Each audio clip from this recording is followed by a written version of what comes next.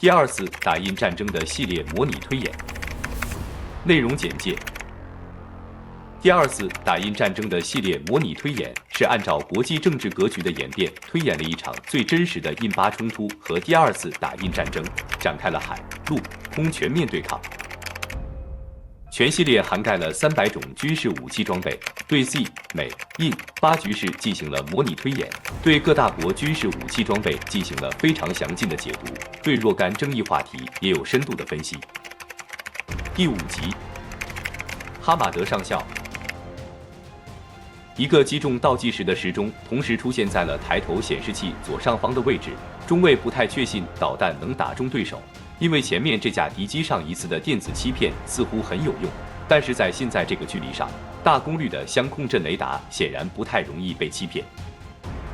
按照标准的模式，中尉持续地将机头对准敌机，敌机开始不慌不忙地向一侧的高山逃跑，这说明他其实一直知道自己的飞机被锁定了。显然，对方是一个老手，大概是知道这架苏30没有主动雷达制导的导弹，也许是在第一个回合的迎面交锋时被他看到了。总之，他知道如果有一座山挡住了苏30的视线，也就挡住了雷达波束，接下来发射的2枚 R-27中距空导弹就会失去目标乱飞。法利霍米又一次将节流阀推到加力的位置，他得冒一点儿险，在群山中用较高的速度追击敌机，很容易撞到山上，而且还相当的耗油。不过，苏霍伊的飞机有一个好处，就是飞行员不必像轻型飞机那样总是担心油料不足。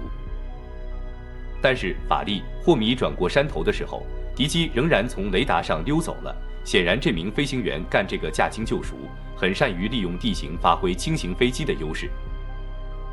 后座的蒂普尼斯盯着垂直显示器上，2枚导弹沿着直线朝前飞走了。如果几秒钟内2枚导弹无法发现目标，那么这次攻击就肯定失败了。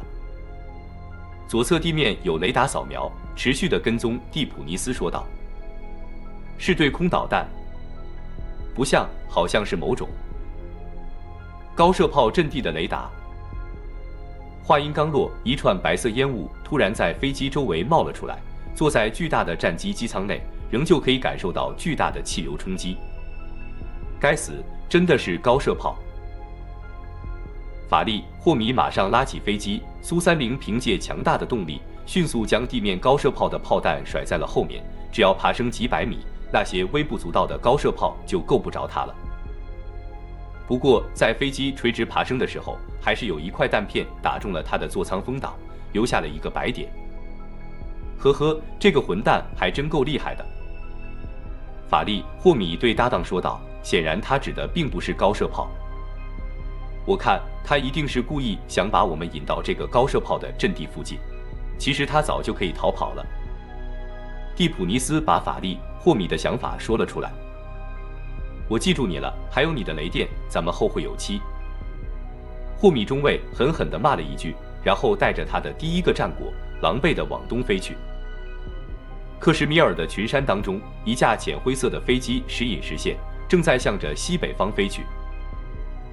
座舱内卡奇姆哈马德上校正在试图与地面取得联系，在他前面巨大的显示器上有3个警告标志正在不停地跳动，分别提示着机翼两侧的魔术导弹发射故障以及油量不足的警告。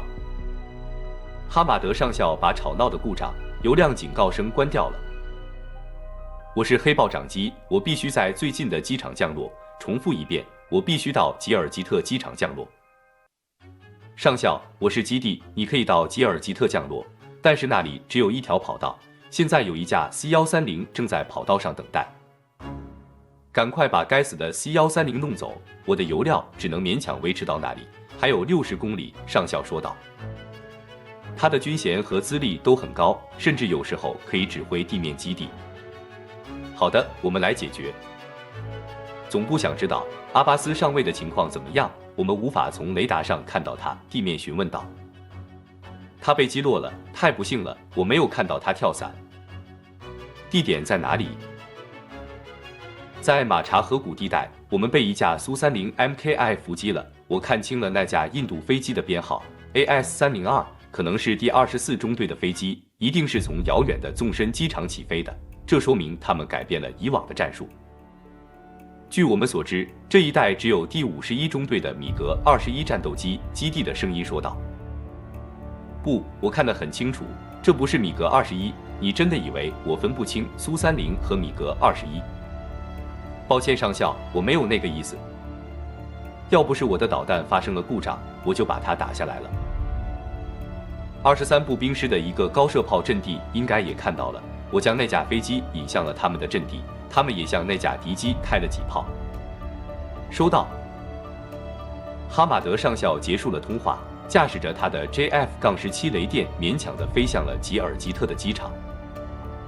那里是巴基斯坦北方军区司令部的驻地，因为地处高原，机场修得不好，只有一条不太长的跑道，非常不适合雷电降落。